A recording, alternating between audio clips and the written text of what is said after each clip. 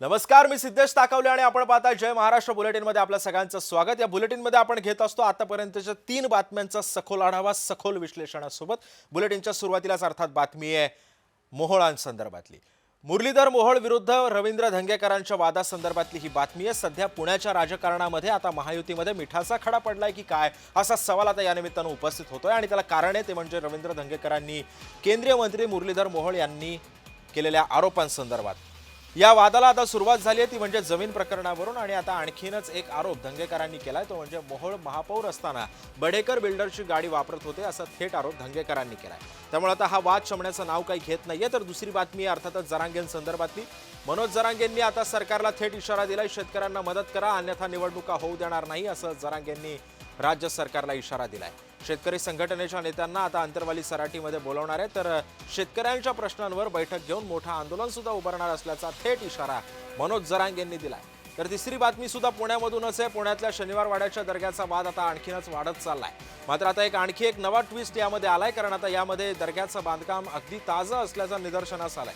1921 पर्यंत कुठलाही दर्गा शनिवार वाड्याजवळ नव्हता, मग हा दर्गा अचानकपणे प्रकट झाला तरी कुठून असा सुद्धा सवाल आता या निमित्तानं उपस्थित होतोय।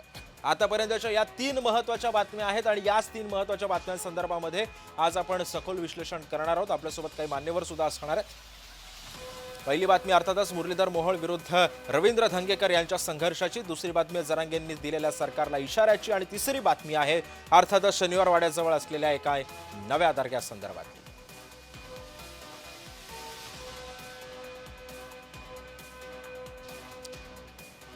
आणि पहिली बातमी अर्थातच रवींद्र धंगेकरांसंदर्भातली आहे। रवींद्र धंगेकरांनी मुरलीधर मोहोळ यांच्यावरती एक नवा आरोप केलाय। मुरलीधर मोहोळ असं म्हणतात की महापौर असताना बडेकर बिल्डरची गाडी ते वापरत होते असं धंगेकर म्हणतायत। मात्र याच सगळ्या आरोपांवरून आता पुन्हा एकदा वादाला तोंड फुटलेलं आहे। धंगेकर एका मागोमाग एक मुरलीधर मोहोळांवरती आता आरोप करत सुटलेले आहेत आणि याच पार्श्वभूमीवरती सध्या पुण्याच्या राजकारणामध्ये सध्या चर्चांना उधाण आले।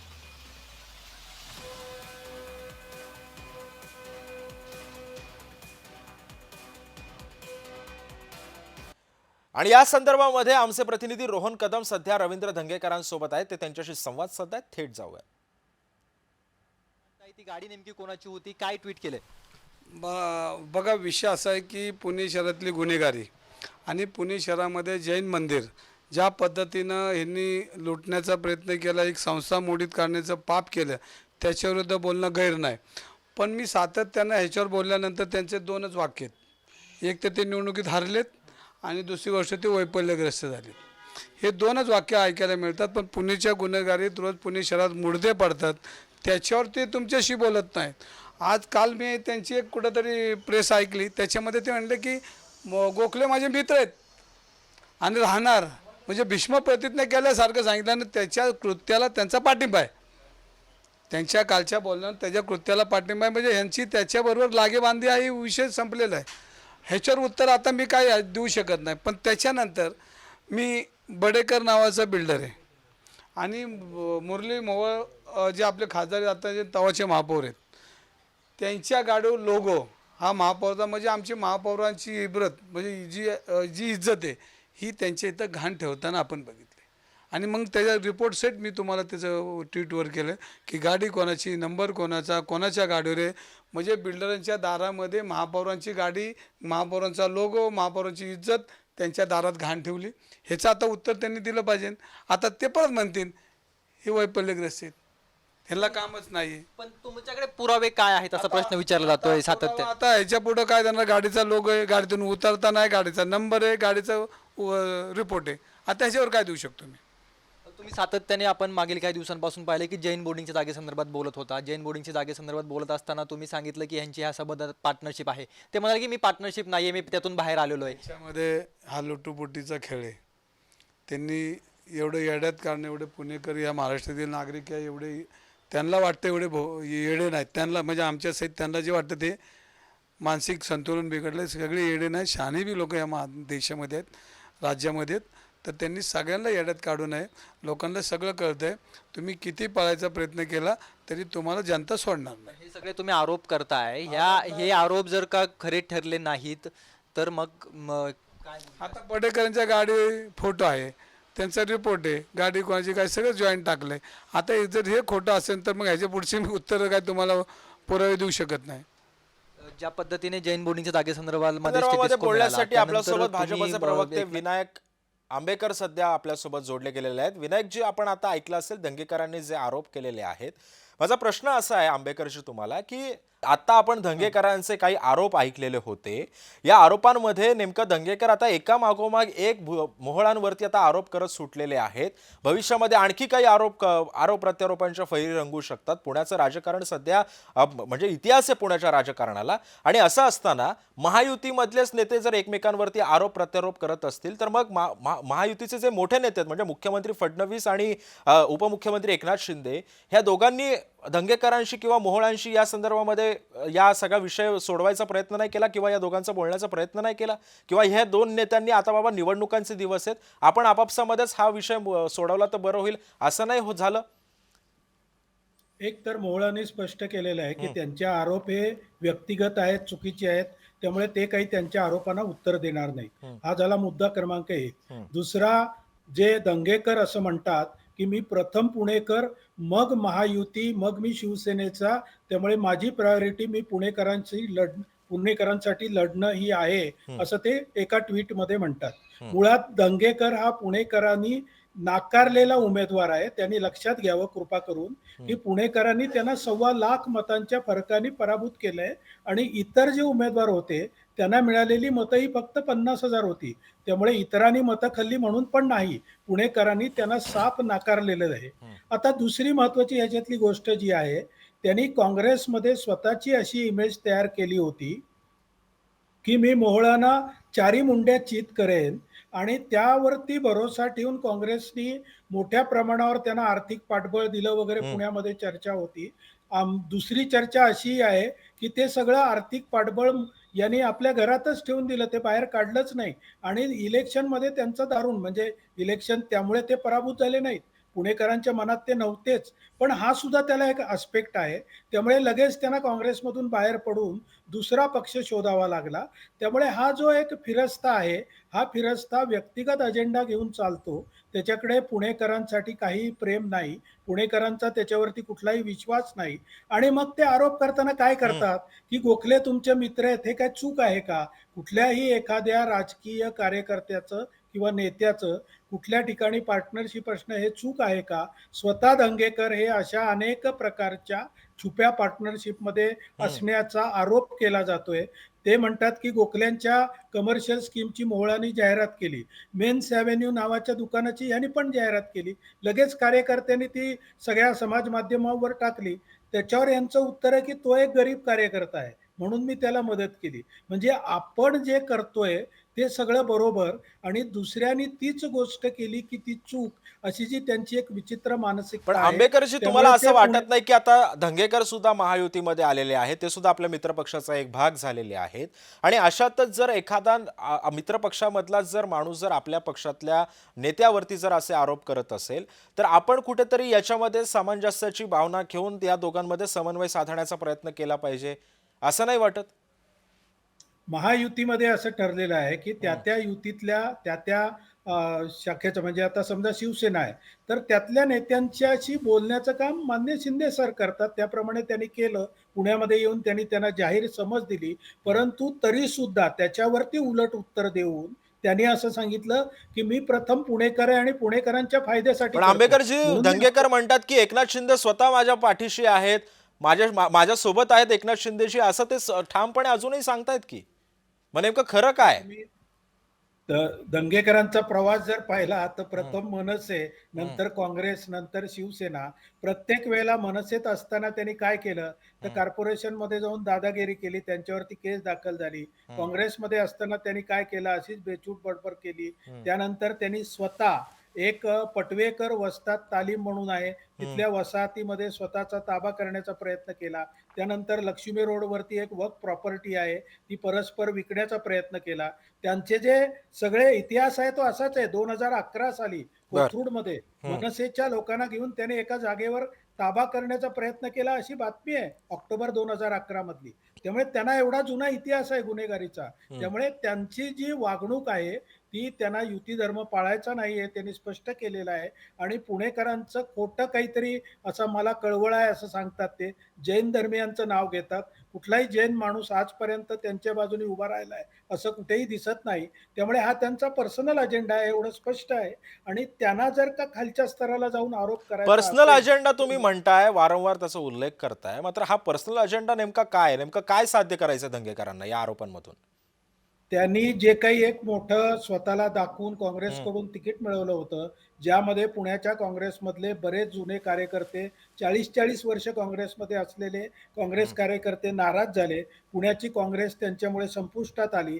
याबद्दल त्यांना जे काही एक वैफल्य आलेलं आहे आणि हे वैफल्य ते काँग्रेसने त्यांना काढण्याचीच तयारी केली हो, होती. हो, तेवढ्यात ते बाहेर पडले आणि हो. मग शिवसेनेमध्ये गेले. तर हे जो राग आहे जुना तो त्यांना शमवून घ्यायचा नक्कीच विनायकजी, हा जुना राग आहे असं आपण म्हणताय. नेमकं आता याच रागातून आता दंगेकर पुढचं पाऊल काय उचलतात हे सुद्धा पाहणं महत्त्वाचं ठरणार आहे. धन्यवाद, आपण आमच्यासोबत जोडले गेलेला होतात त्या संदर्भामध्ये. आणि यानंतरची बातमी अर्थातच मनोज जरांगेंसंदर्भातली. मनोज जरांगेंनी आता सरकारला थेट एकदा इशारा दिलेला आहे आणि हा इशारा दिलाय तो म्हणजे आता शेतकऱ्यांना धरून, कारण शेतकऱ्यांना मदत करा अन्यथा निवडणुका होऊ देणार नाही असं मनोज जरांगेंनी थेट राज्य सरकारला सांगितलेलं आहे. शेतकरी संघटनेच्या नेत्यांना अंतरवाली सराटीमध्ये बोलावणार तर आणि शेतकऱ्यांच्या प्रश्नांवरती सुद्धा बैठक घेऊन मोठं आंदोलन छेडणार असल्याचा थेट इशारा जरांगेंनी दिलाय.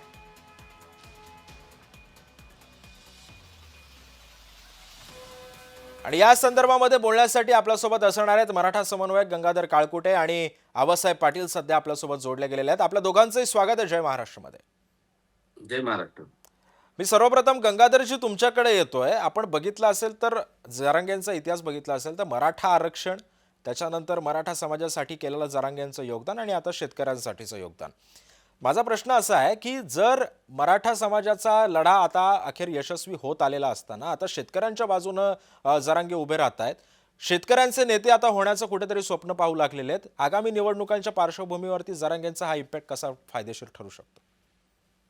शेतकऱ्यांच्या नेते वगैरे होण्याचा सर प्रश्न नाहीये त्यांना तसं काही तो विषय नाहीये त्यांच्या बाबतीत. बर. पण गेल्या काही दिवसातलं मागचं बघा अतिवृष्टी झालेली आहे. मराठवाड्यातले काही जिल्हे तिथं अतिशय दयनीय परिस्थिती आहे. शेतकऱ्यांची जो महापूर आला होता ते तर अतिवृष्टी झाली त्याच्यामुळे शेत खालून गेलेत, माणसं वाहून गेलेत, जनावरं वाहून गेलेत आणि प्रचंड मोठी एक सगळ्याच पक्षाच्या लोकांकडून शेतकऱ्यांची घोर निराशा आतापर्यंत झालेली आहे असं दिसतंय. एकंदर स्वातंत्र्याच्या काळापासून शेतकऱ्याचं असं आंदोलन एक मोठ्या पद्धतीनं तितकं जे प्रभावी पाहिजे तेवढं होताना दिसत नाही. एक देशव्यापी किंवा राज्य पातळीवर वेगवेगळ्या संघटना वेगवेगळ्या पद्धतीने लढतायत, परंतु एक शेतकऱ्यासाठी एक असं सर्वसमावेशक आंदोलन होणं गरजेचं आहे. आणि मराठा समाजाचे जसे प्रश्न सुटलेत या सरकारकडनं तसे या सरकारकडून शेतकऱ्याचे सुद्धा प्रश्न सुटावेत या दृष्टीने मनोजदादांनी तो विषय हाती घेतलाय. अनेक लोक तिथे येत असतात, सांगत असतात की आता शेतकऱ्यासाठी तुम्ही लढलं पाहिजे, शेतकऱ्यांचे सुद्धा प्रश्न सोडवले पाहिजे. म्हणून मनोजदादांनी सांगितलंय की आम्ही एक शेतकऱ्यांची बैठक घेऊ, त्यासाठी ते लवकर अधिकृत घोषणाही करतील. आज होईल किंवा काहीतरी दिवसात होईल. शेतकरी नेत्यांसोबत चर्चा करणार आहेत, शेतकऱ्यांचं काम करणाऱ्या कार्यकर्त्यांसोबत ते चर्चा करणार आहेत आणि तिथून पुढे भूमिका आंदोलन कसं करायचं काय हे जाहीर करणार आहे. मी आता आबासाहेब पाटील तुमच्याकडे येतोय. आबासाहेब, आपण बघितलं असेल तर सध्या मराठवाड्यामधलं काय विदारक वास्तव सध्या आपल्याला आपण पाहिलं काय गेल्या काही महिन्यामध्ये. शेतकऱ्याची दिवाळी तर पाण्यामध्ये गेलेलीच आहे, सोबतच हातातोंडाशी आलेला घास सुद्धा अवकाळीनं आणि या परतीच्या पावसानं हिरावून नेलेला होता. मात्र सरकार असा दावा करतंय की आम्ही आता शेतकऱ्यांना ही मदत करू, ती मदत देतोय, प्रत्येकाच्या खात्यामध्ये पैसे सुद्धा येतील. मात्र मदत पोहोचायला एवढा वेळ का लागतोय? नेमकं दिरंगाई होते तरी कुठे? खर तर या राज्यामध्ये मुख्यमंत्री सक्षम आहेत. मुख्यमंत्र्यांनी अनेक योजना सवलती लागू केल्या, शेतकऱ्यांसाठी जाहीर केल्या, परंतु या राज्यातलं कृषी खातं आहे, कृषी मंत्रालय हे बोगस मंत्रालय आहे. या कृषी मंत्रालयातून बिलकुल पण शेतकऱ्यांना कुठलीही आर्थिक मदत किंवा योजना सवलती त्यांच्यापर्यंत पोहोचू शकत नाही. दोन भागामध्ये शेतकरी हैराण झालेला आहे. एक तर वन्य प्राण्यांच्याकडून वन विभागाच्या माध्यमातून शेती उद्ध्वस्त केली जाते, दुसरी आपत्कालीन व्यवस्था जी व्हायला पाहिजे ती होत नाही. अतिवृष्टी आहे, ओला दुष्काळ आहे किंवा पिकावर पडणारी रोगराई आहे, ह्याच्यावरती कृषी विभागाचं नियंत्रण, शेतकऱ्याला दिलासा देण्याची यंत्रणा त्या ठिकाणी पोहोचत नाही. तालुका लेवलला कृषी अधिकारी असतील, कृषी सेवक असतील किंवा जिल्ह्याचे कृषी अधिकारी असतील, हे थेट शेतकऱ्याच्या बांधावर जात नाहीत. बर. आणि त्याच्यामुळे आज शेतकऱ्याची अशी परिस्थिती झालेली आहे, संपूर्ण पिकं उद्ध्वस्त झालेली आहेत. काही भागामध्ये हंगामी पीक असतं की 12 महिन्यातनं एकच 4 महिन्यात एक पीक येतं, पुन्हा 8 महिने काही नसतं. त्या एका पिका उदाहरणार्थ कोकण आणि पश्चिम महाराष्ट्रामध्ये भात शेती येते, तर ही भात शेती जर आता झाली तर परत वर्षभर ते भात वापरायचं खायला. बर. परंतु ते जर नष्ट झालं तर पुन्हा त्याला काही मिळत नाही शेतकऱ्याला. आणि आज राज्यातले जवळपास 75% शेतकरी हा पूर्णपणे उद्ध्वस्त झालेला आहे. या शेतकऱ्याला सरकारनं दिलासा देण्याचं गरजेचं आहे की कर्जमाफी झाली पाहिजे.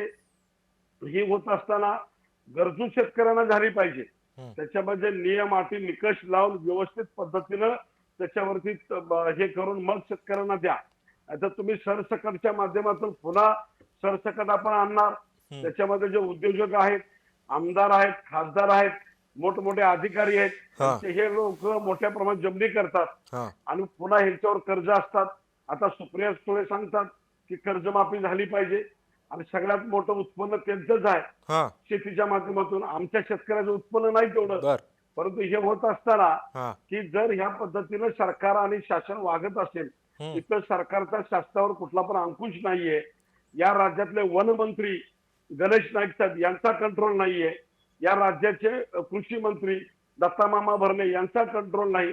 याच्यामुळं प्रत्येक जिल्ह्यामध्ये, मी कोल्हापूर जिल्ह्याचं आपल्याला सांगतो की आज कोल्हापूर जिल्ह्याची काय परिस्थिती आहे हे वनमंत्री बघायला तयार नाही, कृषी मंत्री बघायला तयार नाही. इथले वन अधिकारी, इथले कृषी अधिकारी हे पूर्णपणे आपले व्यवसाय उद्योग आणि आपल्या व्यवसायात व्यस्त आहेत. मराठवाड्यामध्ये ओला दुष्काळ पडलेला आहे, संपूर्ण पिकं वाहून गेलेले आहेत. तीच परिस्थिती विदर्भात आहे, तीच परिस्थिती खानदेशात आहे आणि तीच परिस्थिती कोकणामध्ये आहे.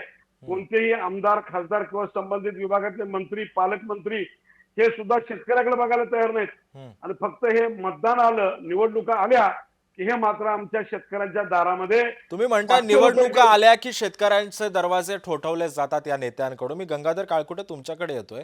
गंगाधरजी, जरांगेंचा आपण जर बाईट ऐकला असेल तर जरांगेंचं असं म्हणणं होतं की आता शेतकऱ्यांच्या नेत्यांना अंतर्वालीमध्ये बोलावणार, त्यांच्यासोबत एक बैठक घेणार आणि नंतर त्याच्यानंतर जी काही आंदोलन आम्ही छेडू त्याची नंतर ती आम्ही सगळं जाहीर करणार. या आंदोलनाची रूपरेषा कशी असेल जर आंदोलन छेडलं तर, आणि नेमकं कशा पद्धतीनं हे आंदोलन, जसं मराठा आरक्षणाचं आंदोलन तीव्र होतं तशाच पद्धतीचं तीव्र आंदोलन असू शकतं का? हे पहा, मनोजदादाने अजून ते जाहीर केलेलं नाही, त्यामुळे त्यातलं मला अधिकच जास्त आता बोलता येणार नाही. परंतु आंदोलन हे जसं मराठा समाजाच्यासाठी होतं तशाच पद्धतीचं असेल. स्वामीनाथन आयोगाच्या शिफारसी सर्वपक्षीय राज्यकर्ते लागू करत नाहीत. आताचं सरकार असो किंवा मागचं, मी याच सरकारला एकट्याला दोष देणार नाही. आतापर्यंत शेतकऱ्याचं सर्वपक्षीय लोकांनी फार काही गांभीर्याने शेतकऱ्याचा मुद्दा घेतलाय असं मला वाटत नाही सर. संपूर्ण आबासाहेबाच्या मुद्द्यात मी थोडस दुरुस्ती करेल.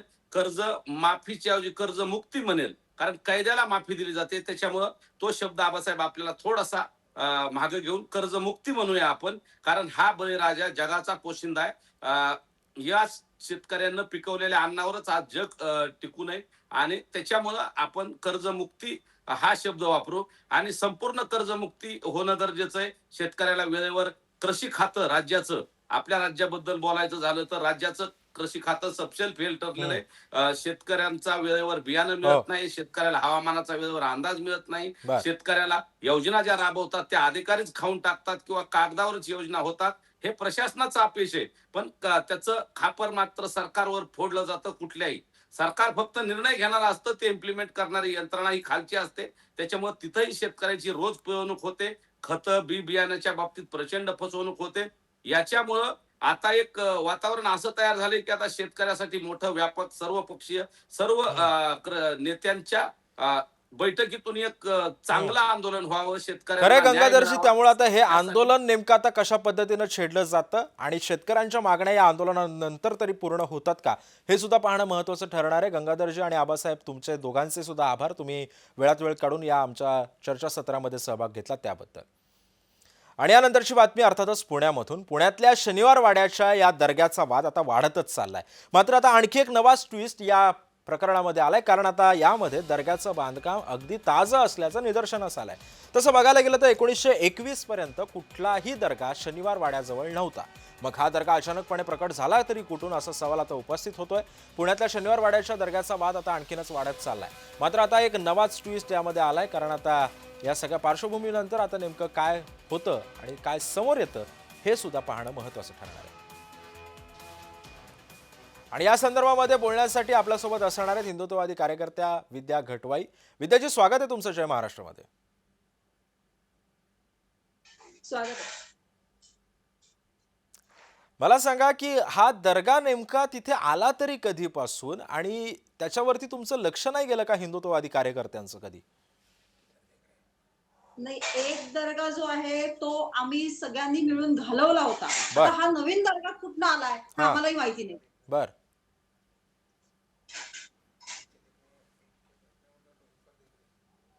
विद्याताई, तुमची जरा फ्रेम जरा थोडीशी ऍडजस्ट करा, कारण कसं आहे की बर, माझा दुसरा प्रश्न तुम्हाला असा होता की मग हा दर्गा आहे किंवा नेमका लँड जिहाद आहे, नेमकं काय आरोप काय तुमच्या हिंदुत्ववादी कार्यकर्त्यांचे या संदर्भात?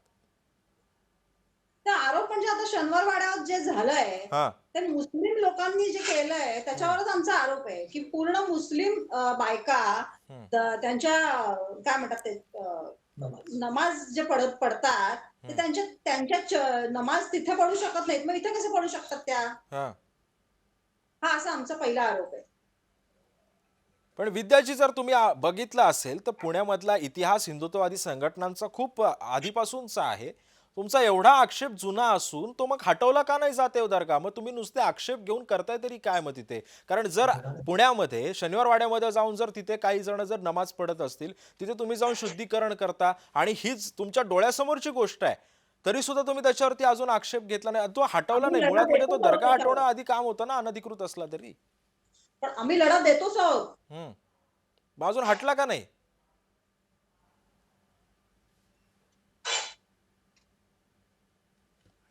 आवाज येतोय विद्याताई माझा? हा येतोय, आत्ता येतोय, मगाशी येत नव्हता. म्हटलं तुम्ही म्हणताय की तुमचा लढा अजून सुरू आहे, मग तो अजून हटवला का नाही गेला दर्गा? मग आम्ही लढा देतोच आहोत. हम्म. आम्ही लढा देतोच आहोत. मग तुम्ही लढा देता, मग तो अजून हटवला का नाही जाते? तुम्ही अजून याच्याबद्दल तुम्ही अजून ठोस आंदोलन का नाही होत आहेत मग हिंदुत्ववादी संघटना? हे हटवणं आमचं काम नाहीये, आम्ही फक्त लढा देऊ शकतो. पण लढा देऊ शकता, पण आता तुम्ही शनिवार वाड्यामध्ये जाऊन तुम्ही एवढा म्हणजे काय म्हणतात त्याचं तिथे शुद्धीकरण वगैरे केलं त्या जागेचं, या सगळ्या गोष्टी केल्या, परंतु मग हे डोळ्यासमोरचीच घटना होती की विद्याताई? अहो, आम्ही कायदेशीर बाजूने लढा देऊ शकतो, आम्ही तेवढंच करू शकतो. काय काय काय काय आतापर्यंत तुम्ही आंदोलनं केली या संदर्भामध्ये? आम्ही या संदर्भात आंदोलनं केली, सभा घेतल्या, त्याच्यानंतर आम्ही तिथे जनजागृती केली. विद्याताई, तुम्ही तुमचा मुद्दा पूर्ण करा. आम्ही ते सभा घेतल्या, आंदोलनं घेतली, जनजागृती केली. बरं. आणखीन काय करायला हवं? तुम्ही म्हणता की आम्ही कायद्याच्या दृष्टीनं सगळ्या गोष्टी पुढे नेल्या, काही आश्वासनं तुम्हाला मिळाली? हो, आश्वासनं मिळाली ना. काय मिळाली होती आश्वासनं? हटवू म्हणून. आणि त्याच्यानंतर काहीच उपाययोजना केल्या गेल्या नाही? त्याच्यानंतर काही उपाययोजना झालेल्या नाहीत. मग याच्याबद्दल तुम्ही अजून कुणाला कुठल्या राजकीय पक्षाचा पाठबळ घेऊन या सगळ्या हा तुमचा लढा पुढे नेला होता का? हो, नेला होता ना, पण हे येणाऱ्या सरकारचं काम आहे. बर, धन्यवाद विद्याताई, तुम्ही वेळात वेळ काढून आमच्या सोबत या चर्चेमध्ये सहभागी झाला होता त्याबद्दल. त्यामुळे आता हा तिढा जो आहे तो लवकरात लवकर सुटतो का, आणि आता या दर्ग्याचा वाद नेमका अजून पुढे किती जातो हे सुद्धा पाहणं महत्त्वाचं ठरणार आहे. या बुलेटिनमध्ये आता वेळ झाली इथेच थांबायची. ताज्या बातम्यांसाठी पाहत रहा जय महाराष्ट्र.